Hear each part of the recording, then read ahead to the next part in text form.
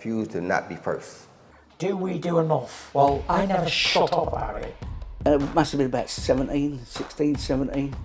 We nicked their guilt rings. Right, the bouncer's guilt ring. This is no good for me. That's the reality. If you want the honest truth, and I see it every day. Razaban IFL TV, proudly sponsored by Everlast. Delighted to have with me amateur sensation Jahmal Harvey. Jahmal, welcome to IFL TV. Firstly, how are we doing? I'm doing good. Thanks for having me. No, appreciate giving us a little bit of your time. I know you're on your travels at the moment in Germany, getting that experience in. How are things firstly? Things are good. I was dealing with an injury back in Finland when I fought. I've been here doing some recovery and training. I'm back, getting back to 100%. Feeling good. Jahmal, would I be wrong in saying that there's a lot of hype around you, around your potential, your skill sets, and the people I speak to, certainly some people around you, tout you as being one of the future stars of boxing, and also a guy that's going to go and has the highest chance of winning a gold medal in the Olympics in 2024. No, you won't be wrong. I believe that for myself that I can go and win a gold medal in 2024. No, absolutely. Tell us about yourself a little bit. Obviously, for those of us who are unknown to yourself, 20 years old, go back. How did you get into boxing? I got into boxing in 2015. Once I got to high school, I was still a little scrawny kid, short, weighed about 80 pounds. So I started to transition to a new sport because my football coach, he had just started a gym and was telling me to come up to the gym and try out something else that could take me far. And then you go into the gym. What happens next?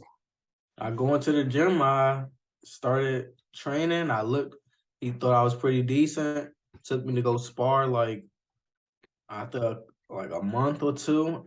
And he didn't take me to spar anybody that was like new or green. I went to go spar like high leveled opponents, and I was in the ring doing good.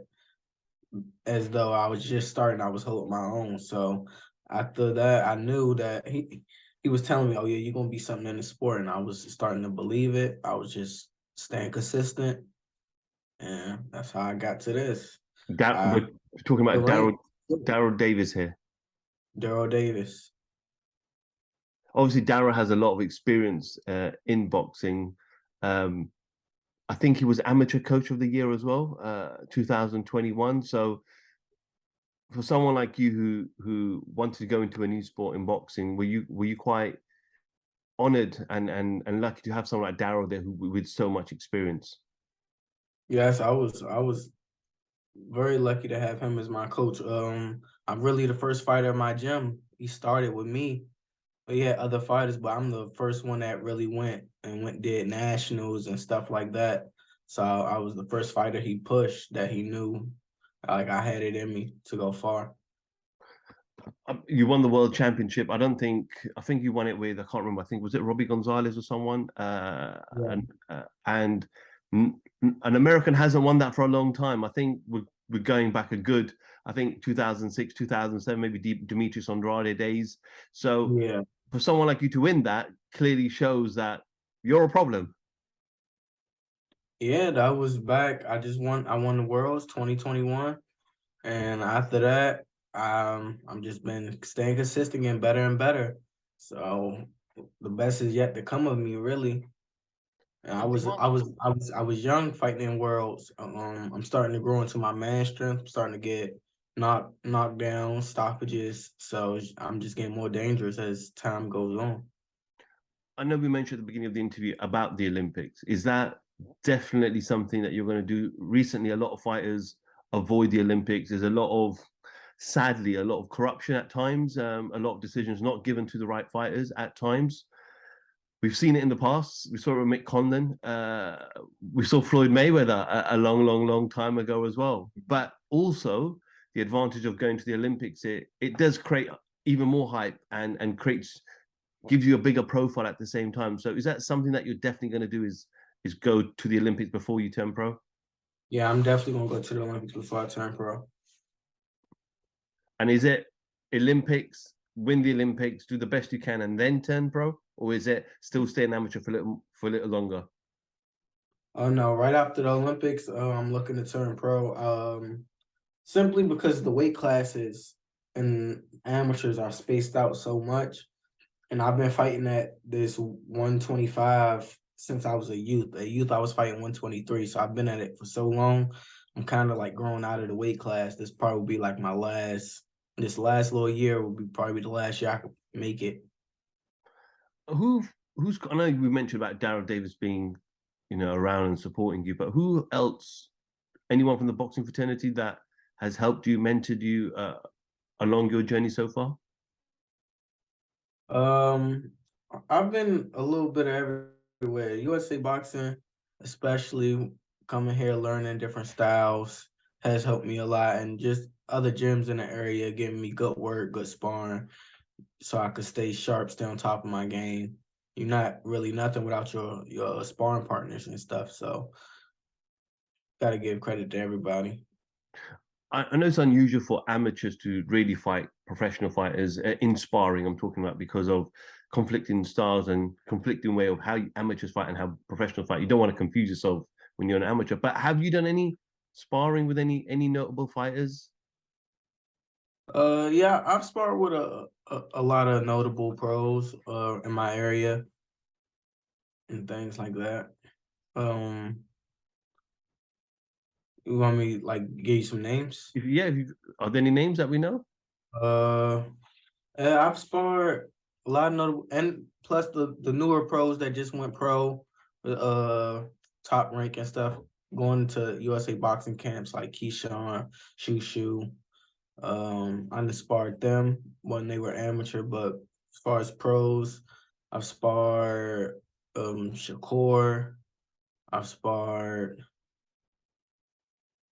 Frank Martin, I've sparred Dylan Price, Raymond Ford, just many more. I inspired a lot of pros. How was the spar with Shakur? Obviously, Shakur, former world champion, a man who's now moved up to 135 pounds, touted to be one of the top fighters in the world. How was that spar with Shakur? And did he give you any advice afterwards? No, he didn't really give me any advice afterwards, but it was a good competitive sparring. Two high class fighters in the ring. Describe your fighting style. We've seen the featherweights of the past, crazy featherweights, the Mexican featherweights who throw crazy amount of punches. Describe yourself as a fighter. What style can we expect to see from Jahmal? Uh, I like to switch my style up as the fight go on. I do a little bit of everything. I even switch stances. I come forward. I even back up on purpose to fight off the back foot. Um, Fight in the pocket, just weigh you down in every which way. Show you can't fight. You can't beat me at no style of fighting. When fighters grow up, they have their idols of who they continue to watch. Some might watch today's age of Canelos and Terence Crawfords and Errol Spence. Some might Mhm. watch Barrera, Morales, and Pacquiao and those guys. Who does Jahmal watch? Who do you, when you want to watch a fight, who do you go and put on? Who do you want to study? Who do you study? As far as studying, I haven't really got big into like studying. But fighters I watch like when they have fights, I like to watch like Lomachenko, Earl Spence, Terence Crawford, like the new day and age, Canelo. Those top four I will watch. In today's current heavyweight scene, who would you say are the top current couple of fighters in the world? Out of the heavyweights, Just generally across all weights. uh, across all weights, Yeah, just in two, three fighters who you think are, the best in the world. the best in the world, Canelo, um, Tank. I give you three. Who will be the third? Canelo, Tank, and Earl Spence. Oh, spend. You mentioned Tank there. Let's go back a couple of weeks, 2 weeks ago. We saw Tank fight Ryan Garcia. So much hype about them too. Tank's a problem for anybody, isn't he? Yeah, he got that power. That power is different. He just don't got power. His boxing IQ is off the charts. People are just now realizing it. Does anybody beat him? I don't know. He can box. He can box. He's shown people he's getting better and better. Like the only person I felt like will give him his toughest competition is Shakur. That'd be probably the most notable fight. I feel like Devin would, but Devin could too, but I feel like he would figure Devin out quick. Yeah, I think that's one thing that's great about Gervonta is that he takes his time and he figures the fighter out, figure what you're trying to do, and then he just pounces on you. You mentioned there Devin Haney. He's got a massive fight coming up in a couple of weeks' time against Lomachenko, a fighter you named. How do you see that fight playing out? I see it playing out. I don't know. Loma ain't really been looking like himself. Going off Loma past couple performances, I would give the edge to Devin Haney. His last couple performances have been off the charts. Masterclass boxing, hit not get hit. So I see Devin taking it by unanimous decision. But if we was talking about like a Loma 3-4 years ago, maybe I would have probably had edged it out to Lomachenko. It's just I think age is catching up with him. Time he just not as explosive and as active as he was. Okay, Jahmal, appreciate giving me a little bit of your time. If people want to follow the journey, where can they follow it? What's your Instagram handle, Twitter, TikTok, Facebook? No phone numbers here, Jahmal, just your social media, my man. I'm mainly on Instagram. I don't run any other social media platforms. So if you really want to follow me on Instagram at OHB_Mahl, MAHL. Follow the journey. Jahmal Harvey, appreciate your time. Wish you all the best. I know you're in Germany at the moment and then back home very, very soon. We'll look out for the Olympics. I'm sure we'll catch up before then. For sure. Thanks for having me. Jahmal Harvey for IFL TV. Thank you very much. No problem. Because